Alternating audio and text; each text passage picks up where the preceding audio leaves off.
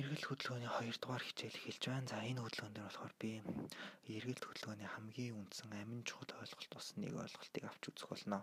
Энэ болохоор торк болон инерцийн момент гэдэг ойлголт байгаа. За тэгэхээр эхний ээлжинд би нэг хүн болгоны мэддэг нэг алдартай түүхийг ярив. Алдарт математикч Архимед хамгийн гүшүүргийн зарчмыг ерөнхийдөө нарийн гаргаж иж баталж үзүүлсэн гэдэг. Тэгж баталж үзүүлчихэд өөрөө надад тулгцыг үл би дэлхийг үргэж чадна гэж хэлсэн байдیں۔ За тэгэхээр энчэнийг бий байлаа гэж үзье. Энчэнийг бий байлаа гэж үзэхэд энэ биеийг эндээс татаж үрэх болон эндээс татаж үрэх хоёрын эндээс татаж үрэх нь хамаагүй хялбархан байдаг. Энийг болохоор анх тэр Архимед олж нээсэн. За тэгээд орчин үед болохоор бид нэр энийг болохоор арай өөрөөр илүү гоёор дүрсэлдэг. За тэр маань яаж байна вэ гэхээр жишээлбэл ингээд байлаа гэж үзэхэд за ингээд ийшээ F1 хүч эндээс F2 хүч үйлчлээ гэж үзье. Энэ нь болохоор x1 зайтай эндээс x2 зайтай. Ийм байх үед энэ хөшөөрөг тогтвортой байхын тулд F1 x1-ийн үржүүр нь F2 x2-ийн үржүүртэй тэнцвэх байх шаардлагатай байдаг. Энэ маань юу гэсэн үг вэ гэхээр x2 хангалттай орд болчвол F2 бага байсан ч гэсэн F1 гэсэн их хүчийг тогтоон бариад иж чадна гэсэн үг. Энэ болохоор ингээдөө хөшүүргийн зарчим. Энэ бол ингээдөө хүчийг яаж хожиж байгааг харуулж байгаа. За тэгээд одоо арай өөрчлөө зүгээр энэ F2 хүч байхгүй гэж үзье л да. F2 хүч байхгүй гэх юм бол мэдээж энэ F1 гэсэн хүчний үйлчлэлээр энэ маань болохоор ингээ эргэлдээд явчих эргэлдэх нь харагдаж байна ерөнхийдөө. За мэдээж энэ тулгуур тулах нь мэдээж тулгууртаа тулахаас өмнө бол эргэлдэж таарна. Тэгэхээр энэ бол ерөнхийдөө эргэлт хөдөлгөөн үүсгэж байгаа тодорхой болж байгаа. За тийм болохоор ерөнхийдөө эргэлт хөдөлгөөн дээр энэ хөшүүрэгтээ ерөнхийдөө төстэй зарчим үйлчлэх ёстой гэсэн үг болж таарна. За арай өөрчлөөд нэг жишээ олж авах юм бол за энэ ч ингээд тулгацсан ингээд нэг цаваа ил гэж үзье. Ингээд зоогоо тавьсан. Энийгээд тойроод ирэх боломжтой. Тийм бол энэ талаас нь нэг F1 гэсэн хүч үйлчлээд энэ талаас нь нэг F2 гэсэн хүч үйлчлээ гэж үзье л да.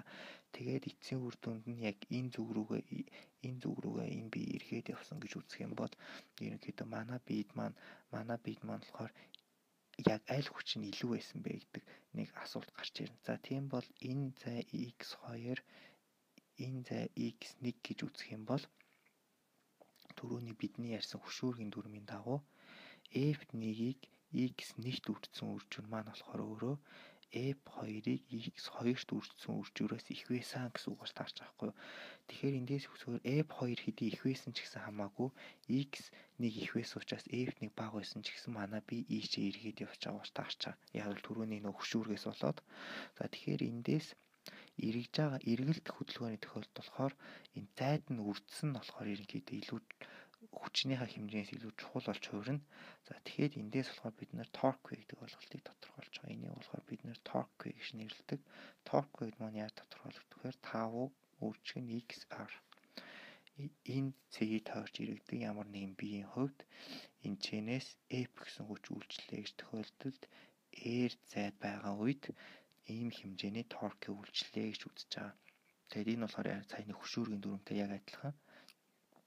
Жишээлбэл бид нар одоо ямар нэгэн биеийг аль чиглэл рүү хөдлөх вэ гэдгийг бодлого байдаг шүү дээ. Ингээд энэ талаас нь F1, энэ талаас нь өөр нэг хүч үйлчилж авах үед аль нэг хүч нь илүү авах үед тэр тал руу нь хөдлөө явна гэдэг шүү дээ. Жишээлбэл F1 хөдлөө авах үед энэ тал руу хөдлөөд явж таараа. Харин эргэлдэх хөдөлгөөн дээр болохоор эргэлт хөдөлгөөний хувьд болохоор энэ чэнээс нэг F1 хүч, энэ чэнээс F2 хүч үйлчлээ гэж үзэхэд энэ хоёр хүчний хэмжээ чухал гэж харин аль торк ихтэй тал руу манай бие хөдлөөд явах ёстой гэсэн. Харин торк нь хоорондоо тэнцвэх байх юм бол биед ямар ч хөдөлгөөн үүсэхгүй. За, ийм нэг чухал ойлголт гарч ирж байгаа. Энийг бол торк гэж нэрлэнэ. За, тийм бол торк ингээд тодорхойлогдчихлоо. Тийм бол торкийг ашиглаад өөр нэг ойлголтыг тодорхойлъё. Энэ маань болохоор инерцийн момент гэдэг ойлголт байгаа. За инерцийн моментыг тодорхойлохоос өмнө Ньютоны 2 дугаар үлийг дахиж нэг хичээдсэн. Ньютоны 2 дугаар үл болохоор F тэнцүү m а гэдэг их гоё хэлбэр бичигдэж байна. Харин торк гэдэг маань болохоор F R гэсэн шүү дээ. Тий торк гэдэг нэг зүйлийг би ярихаа мартсан байна. Хэрвээ ямар нэгэн бие ингэж байлаа гэхэд энэ бие рүү хүчний чиглэл ингэж байгаа тохиолдол авч үзье л дээ. Ийм байгаа тохиолдолд манай хүч маань ийшээ нэг 2 шиг байгуулагч тухайгаад авч болно. Тэгэхээр энийг тета өнцөг үүсгэсэн гэж үзэх юм бол ерөнхийдөө энд тета өнцөг байна гэсэн үг шүү дээ. Энэ тета өнцөг бол байгуулж таарад энэ хэсэг нь болохоор косинус биш ээ. Ингэж авч үзэх хэрэгтэй гэдэг уучлаарай, би алдаа гаргалаа.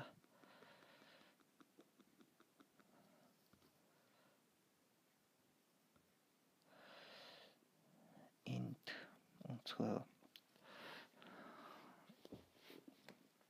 за одоо хөглөж чараа. Чи би буруу зураа тань зургаа.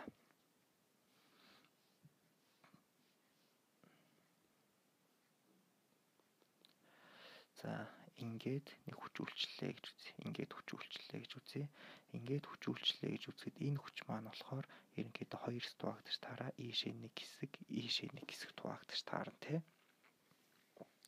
За ингээд 2 хэсэгт хуваагдчихгоот ерөнхийдөө би энэчнээс энэ хүчээ 2 хэсэгт хуваагаад энэ хүч бол ерөнхийдөө ямар ч эргэлт үүсэхгүй шүү дээ. Яагаад гэвэл яг энийг энэ тулсан хэсгийг ингэж татхаас биш ямар ч эргэлт бол үүсэхгүй. Харин энэ хүч бол эргэлт үүсгэж таараа.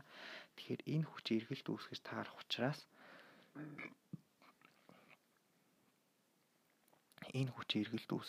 учраас бид нэр ерөнхийдөө энэ үнцгийг авч үздэг. Энэ үнцэг юу гэхээр энэ үнцгөө гэсэн үг. Энэ үнцгийг авч үзээд тэгэхээр энэ яг эргэлт үүсгэж байгаа байгуулагч маань болохоор эпиг үржих синус тетата тэнцүү шүү дээ. Тэгэхээр эндээс юу гэсэн үг таарах вэ гэхээр торквэ ямар нэгэн байдлаар хүч нь үнцэн үүсгэж үйлчилж байгаа тохиолдолд f синус тета r тэнцүү тав шинээр тодорхойлогдно гэсэн үг. Энэ бол торквын яг үнэн жинхэнэ тодорхойлолт. За тэгээд дараа бид нэр илүү нарийн ширээн ойлголтуудыг авч үзсний дараа болохоор дахиад нэг шинэ тодорхойлол гаргаж ирнэ. Энэ маань болохоор нэг ийм тодорхойлолт байгаа. Энийг болохоор вектор үржмийн тодорхойлолт гэж нэрлэдэг. Гэхдээ энийг би дараа илүү дэлгэрэнгүй авч үзэх болно. За одоо инерцийн моментыг гаргачаад энэ өдрийн хичээлийг дуусгацгаая. За тийм бол ерөнхийдөө F тэнцүү MA гэдэг тэгшгэлтэй болохоор хурдтаглаар илэрхийлэгдсэн байна. Тийм бол үнцэг юун дээр ч гэсэн хурдтгал байдаг гэсэн шүү дээ. Үнцэг дээр ч гэсэн альфа гэдэг би нэг хурдтгал тодорхойлсон. Энэ маань болохоор омегаг хугацаагаар авсан уламжлалтай тэнцүү байдаг. Тийм бол таваг ч гэсэн омега хугацаагаар авсан уламжлалаар илэрхийлвэл ерөнхийдөө манай тэгшгэлт маань илүү сайхан болж таараа. За тэхийн тулд ерөнхийдөө би F тэнцүү MA гэсэн тэр тэгшгэлээ ашиглаад UY R F A тэнцүү юу гэж таарна гэсэн үг шүү. F M A би дахиад бичих хэрэгтэй юм шиг байна. За R-ийг үржих M A тэнцүү 5 гэж таарна гэсэн үг шүү. Яг бол M A гэдэг чинь хүч учраас. За тийм бол A гэдэг маань болохоор өөрөө R-ийг үржих альфата тэнцүү гэдэг ийм хамааралтай байгаа. За А тэнцүү R-ийг үржих альфата тэнцүү учраас энийг ашиглаад задлаад бичих юм бол R альфа тэнцүү 5 болоод эндээс бид нэр 5 тэнцүү M R квадратыг үржих альфа гэсэн тэгшгэлийг гаргаж ирнэ. За тэгээд энэ M R квадрат гэдгийг болохоор ерөнхийдөө инерцийн момент гэж нэрлэж байгаа.